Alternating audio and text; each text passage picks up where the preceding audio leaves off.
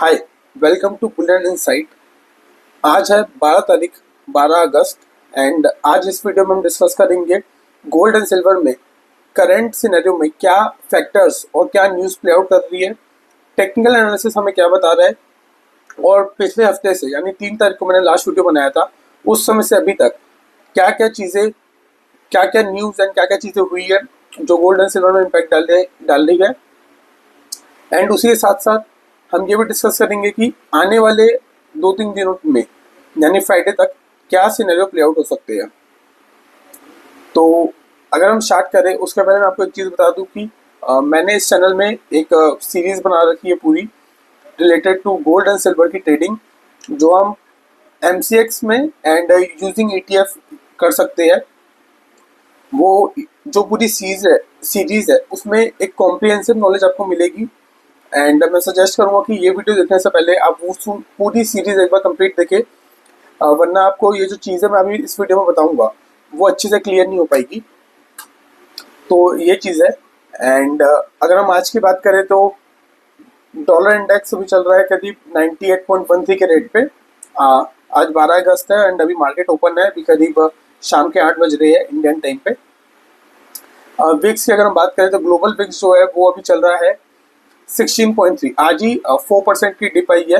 And ये जो dip का कारण है वो मेजर यही है कि जो रशियन प्रेसिडेंट है एंड जो ट्रम्प है यानी कि अमेरिकन प्रेसिडेंट, उनकी एक मीट होने वाली है 15 अगस्त को, जहाँ पे कहीं ना कहीं रशिया और यूक्रेन की सीज फायर की बात आ सकती है, उसका रिजल्ट आ सकता है। तो वो चीज़ एक देखने लायक रहेगी इस वीक में एंड उसी के कारण ये विक्स गिरा है मेजरली। एंड अगर हम पिछले हफ्ते की न्यूज़ की बात करें तो मेजर न्यूज़ यही है कि एक तो रशिया यूक्रेन का जो सीन चल रहा है उसमें सीज फायर के चांसेस वाली न्यूज़ थी। उसके बाद एक न्यूज़ थी कि फेड जो है वो अपने गोल्ड रिजर्व्स जो फेड के पास है, यानी कि फेड है US का RBI, एंड उनके पास जो रिजर्व्स है वो जो पूरे वर्ल्ड में सबसे ज़्यादा है in terms of central bank के रिजर्व्स। एंड उसमें उन्होंने जो बुक्स में वैल्यूएशन कर रखी है अपने गोल्ड की वो है $42 to $43 पर आउंस। एंड अभी गोल्ड का रेट चल रहा है $33 पर आउंस। तो एक जो इतना बड़ा उन्होंने कम दिखा रखा है, यानी कि वो चाहे तो अपनी बुक्स को रिवैल्यू कर सकते हैं एंड उस गोल्ड को वैल्यूएशन करके ला सकते हैं पूरा $3333 तक, जो भी मतलब करंट प्राइस चल रहा है उसके आसपास। बीच में न्यूज़ आ रही थी कि जो फेड है वो अपने गोल्ड को कहीं पे भी रिवैल्यू कर सकती है $10,000 $5,000, बट वो न्यूज़ ऑब्वियसली फेक थी। तो फेड अपने अगर गोल्ड को रिवैल्यू करती है तो वो मैक्सिमम जो कर सकती है वो है गोल्ड प्राइस जो करंट सिनेरियो में चलेगा उस पे। एंड इसमें अगर हम देखें तो जो एक बेनिफिट आप बोल लो वो यही रहेगा कि US को जो है वो कहीं ना कहीं ऑन पेपर एक एक्स्ट्रा मनी मिलेगा, जो कि वो अपनी डेफिसिट को कम करने के लिए यूज़ कर सकते हैं या फिर अपने खर्चे को खर्चों को फंड करने के लिए यूज़ कर सकते हैं। हालांकि ये जो टोटल अमाउंट है रिवैल्यूएशन से जो आएगा अगर करते हैं तो वो भी होएगा सिर्फ 3% of GDP of US GDP। तो एक बहुत ही छोटा अमाउंट है इन कंपैरिजन टू जो $10 ट्रिलियन का बिल अभी सेनेट में पास हुआ है US के। तो एक वो चीज़ है। अभी अगर हम डॉलर इंडेक्स की बात करें तो लास्ट वीक जो है 99 का हाई टच किया था, 99.75, एंड अभी 98.12 के रेट पे चल रहा है। डेटा की अगर हम बात करें तो कोर CPI का डेटा आज आने को था, आज आ चुका है। एंड यहाँ पे अगर हम आगे देखें तो होलसेल प्राइस इंडेक्स और GDP ग्रोथ रेट है, ये तो UK का है। And PPI core PPI data आने को है ऑन थर्सडे एंड फ्राइडे को भी थोड़ा बहुत डेटा है। और यहाँ पे फ्राइडे को डेटा आ रहा है चाइना से of industrial production retail sales. तो ये चीज़ एक देखने लायक रहेगी क्या आता है। तो ये चीज़ है। डेटा की मैं आपको ज़्यादा बात इसलिए नहीं कर रहा हूँ क्योंकि डेटा जो है वो कहीं ना कहीं हल्की सी कॉम्प्लिकेटेड चीज़ है। इसका अगर आप देखोगे तो क्रक्स यही है कि जो भी आप कोर PPI ले लो, CPI ले लो, FOMC मीटिंग वगैरह, मतलब जितने भी डेटा है उसका क्रक्स यही है कि भैया FOMC मीटिंग में क्या बात हो रही है इंटरेस्ट रेट पे क्या फ़र्क पड़ने वाला है। जो हम डेटा देखते हैं, core CPI, PPI, retail sale, non farm payroll, उन सब का हम एक व्यू लेने की कोशिश करते हैं कि उस डेटा का इम्पैक्ट इंटरेस्ट रेट पे क्या पड़ेगा। तो वो चीज़ मैं आपको अभी बता नहीं रहा हूँ, but back of the mind यानी बैक ऑफ द वीडियो मैंने सारी कैलकुलेशन कर चुकी है कि कैसा क्या इम्पैक्ट है। एंड जो भी मैं एनालिसिस करूँगा इस वीडियो में, उसमें वो फैक्टर इन रहेगा। गोल्ड की हम बात करें तो गोल्ड जो है वो अप्रैल 25 से अभी तक कंसोलिडेशन जोन में घूम रहा है। पहले रेंज हल्की सी बड़ी थी 3200 से 3440, एंड अभी नीचे पे अगर आप देखोगे तो उसकी रेंज हल्की सी ऊपर हो गई है 3280, एंड ऊपर पे वही 3440। तो ये गोल्ड स्पॉट है। एंड इस वीक एक ये भी न्यूज़ आई थी कि स्विट्जरलैंड में जो यूएस टैरिफ लगाएगा वो करने लगा रहा है 30-35%। तो उसमें ये न्यूज़ आने लग गई थी कि जो स्विट्जरलैंड की जो रिफाइनरीज है वो one of the best refineries होती है वर्ल्ड की, जिसमें गोल्ड एंड सिल्वर के जो बार्स है 100 ग्राम्स 1 kg के वो बनते हैं। तो ये न्यूज़ आ रही थी कहीं ना कहीं एक कि जो बार्स और वो सिल्वर इम्पोर्ट होएगा यूएस में, उसमें भी 30-35% टैरिफ लगेगा। तो उस चीज़ के कारण बीच में काफ़ी वो रहा 2-3 दिन तक। एंड गोल्ड फ्यूचर्स की हम बात करें तो गोल्ड स्पॉट और गोल्ड फ्यूचर्स में इन जनरल $10 to $15 का डिफरेंस रहता है, बट वो डिफरेंस बढ़ के $100 तक चले गया था अभी 2-3 दिन पहले। तो वो एक चीज़ रही इस हफ्ते। एंड फिर बाद में न्यूज़ आ गई और स्टेटमेंट आ गया यूएस से कि नहीं, वो ऐसा नहीं होगा एंड डॉलर एग्जैम्प्ट है ऑब्वियसली। तो वो एक न्यूज़ आई थी इस हफ्ते, वो भी एक इम्पोर्टेंट न्यूज़ थी। इसके बाद अगर हम बात करें तो गोल्ड में वही सेम चीज़ चल रही है। अभी अगर हम इंडिया लेवल पे भी आ जाए तो यहाँ पे अगर आप देखोगे तो नीचे पे 93, ऊपर पे 98। अब यहाँ पे जो टॉप्स है वो अलग अलग इससे दिख रही है। वहाँ पे अगर आप देखोगे तो एक सिंगल लाइन में वो टॉप थे, यहाँ पे अलग अलग है। उसका कारण है कि आईएनआर हल्का सा डेप्रिशिएट हुआ हर टाइम, तो उसके कारण ये प्राइस जो है वो हल्के हल्के ऊपर हो गए। एंड अगर आप देखोगे तो ट्रेंड लाइन का सपोर्ट लेते हुए आया है गोल्ड यहाँ पे। तो गोल्ड में अगर आपको ट्रेडिंग स्ट्रेटेजी बनानी है तो एक सिंपल सी स्ट्रेटेजी यही है कि जब गोल्ड आपको नीचे दिखे 95-96 के आसपास या फिर यहाँ कहीं पे, वहाँ पे आप एक छोटी छोटी बाइंग कर लो। एंड जब वो 1000-2000 पॉइंट के आपको मूव दे तो आप वहाँ पे सेलिंग कर लो यहाँ पे। और एक और सिनेरियो है कि भैया आप जैसे ये टॉप जाए, जब जब 99 1 लाख 1,02,000 जाए, तो वहाँ पे आप एक सेल साइड की पोजीशन बनाओ एंड नीचे पे 1000-2000 जितना भी आपको पॉइंट्स आ रहे हैं उसको लेके बुक कर दो। तो इसमें एक दिक्कत ये है कि पहले तो आप सेल साइड की जो स्ट्रेटेजी है वो सिर्फ आप फ्यूचर्स ऑप्शंस के थ्रू कर सकते हो। इक्विटी में करोगे तो सिर्फ इंट्राडे में कर सकते हो। हालांकि सेल साइड की पोजीशन बहुत रिस्की होती है, बिल्कुल नहीं लेनी चाहिए खासकर एक बिगनर को। और गोल्ड में बहुत ही कम परसेंट की मूव है, यहाँ पे 2-3% की मूव है। यहाँ से अगर आप देखोगे नीचे कितनी आई, 4%, 5%, और वो भी पूरी न्यूज़ बेस्ड है। इसमें चार्ट वार्ट तो कुछ मैटर नहीं कर रहा है, पूरा न्यूज़ के बेसिस में है। वो जब स्विट्जरलैंड की न्यूज़ आई तो फिर ये बढ़ने लग गया था, फिर वहाँ पे एग्जाम हुआ तो गिरने लग गया। फिर भी रशिया यूक्रेन की जो बात चल रही है कि वो ट्रम्प पे लेंगे और वो सीज फायर हो सकता है, तो उसके कारण फिर से गिर गया। तो बहुत ही मतलब एक रेंज में ट्रेड कर रहा है। अगर ट्रेड लेना तो आप ले लो, हालांकि मेरे को कुछ खास इसमें ट्रेडिंग वो दिख नहीं रहा है। सिल्वर की अगर हम बात करें तो सिल्वर में वही चीज़ है यार, बढ़िया यहाँ पे रिटर्न दिया 8 अप्रैल से। अगर आप देखोगे तो $28 से $39 का जंप आ रहा, 3 महीने के अंदर काफ़ी अच्छा रिटर्न दिया। एंड उसके बाद एक छोटा सा करेक्शन आया यहाँ पे जो कि 36-20 तक आया, $36.20 $36.2 तक। उसके बाद अगर हम देखें तो जब मैंने लास्ट टाइम वीडियो बनाई थी 3 तारीख को, यानी 3 अगस्त, उस दिन जो क्लोजिंग प्राइस था वो था 1,10,224, और उस दिन शायद तक सैटरडे संडे था तो मार्केट बंद था। एंड उसके बाद अगर हम देखें तो वहाँ से सिल्वर ने एक क्लियर हमें मूवमेंट दिखाया अपसाइड में, करीब 4 से 5% तक का अपसाइड दिखाया।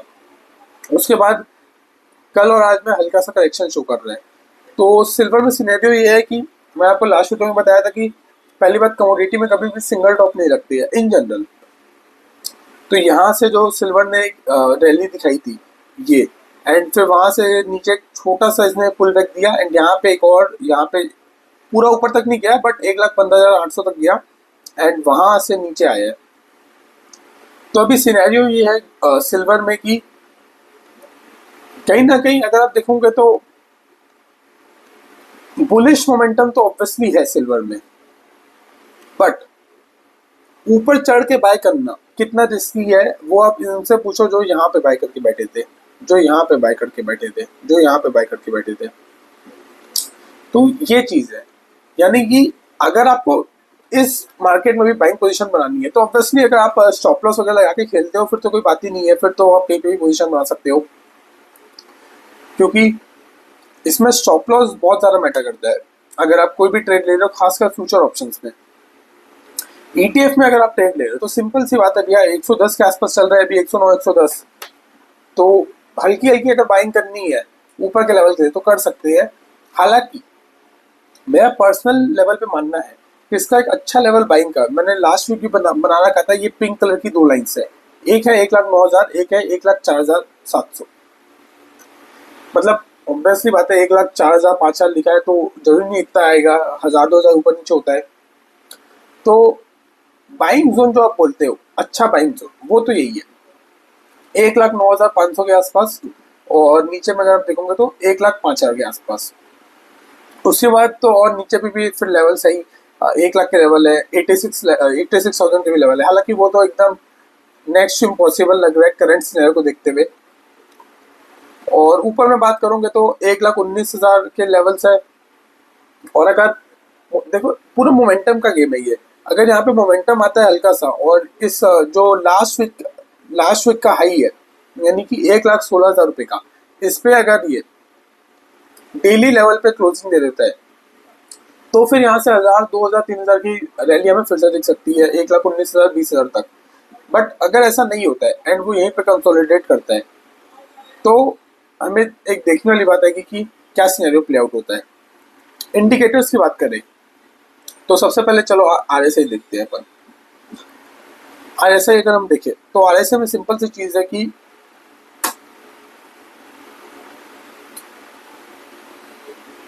अगर वैसे तो देखो मैं डेली के नीचे जाता नहीं हूँ इन जनरल, क्योंकि मेरी पोजीशन जैसा कि आपको पहले भी बता चुका हूँ कि मैं 1-2% के लिए कभी भी ट्रेड नहीं लेता हूँ। मेरा मिनिमम जो रहता है वो रहता है कि 8%, मतलब 5% में भी कई बार मैंने बुक किया है, बट 8-10% आ जाए तो सही लगता है। कम से कम 8-10% 15% तक इन जनरल में टारगेट रहते हैं, तो वो चीज़ है। और एक चीज़ ये भी है कि अगर आप यहाँ पे बाइंग करके चलते हो तो अपसाइड में जो बायस है, मतलब बायस एक बोलते हैं, बायस मतलब होता है कि क्या लग रहा है, ऐसा बोलते हैं ना क्या लग रहा है, तो वो जो मेरा पर्सनल है, ऑब्वियसली कोई बायस रिकमेंडेशन नहीं है एंड मैं सिविल रजिस्टर्ड रिसर्च एनालिस्ट नहीं हूँ एंड मैंने लास्ट में डिस्क्लेमर भी दे रखा है, जो भी मेरा ओपिनियन है वो मेरा पर्सनल लेवल के लिए है। एंड आपको हमेशा ऐसे देखना चाहिए कि जो मैं आपको चीज़ें बता रहा हूँ ये मेरा ओपिनियन है एंड अब आपका क्या ओपिनियन है एंड आप कैसे उस चीज़ों को देखते हो वो आपको देखना है। तो आरएसआई की अगर हम बात करें तो आरएसआई जो हमें दिखा रहा है, 1 सेकेंड,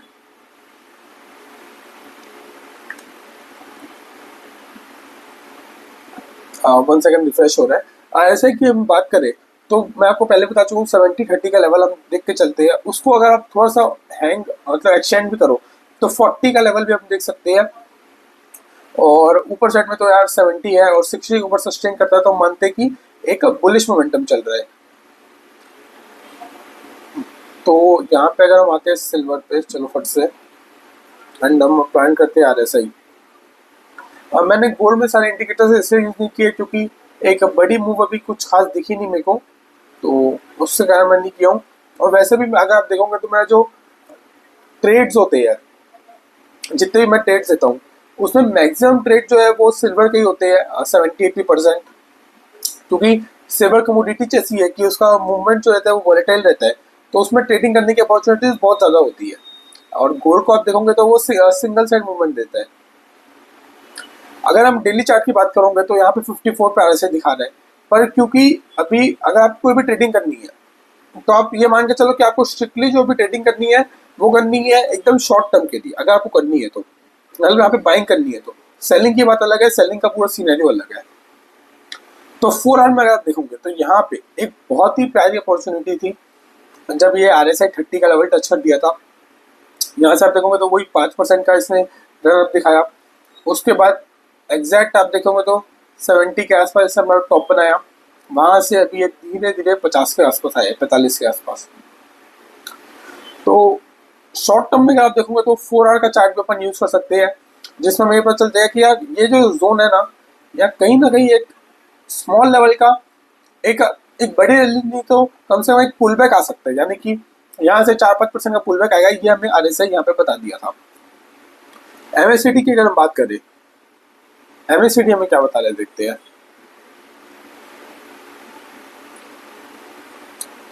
देखो MACD जो है यहाँ पे एक हल्का सा रिवर्सल साइन दिया है, पर मैं आपको पहले बता चुका हूँ कि जीरो लाइन के ऊपर एक ट्रेंड रिवर्सल का साइन होता है, जो कि उतना ज़्यादा स्ट्रॉन्ग नहीं होता जो जीरो लाइन के पास होता है।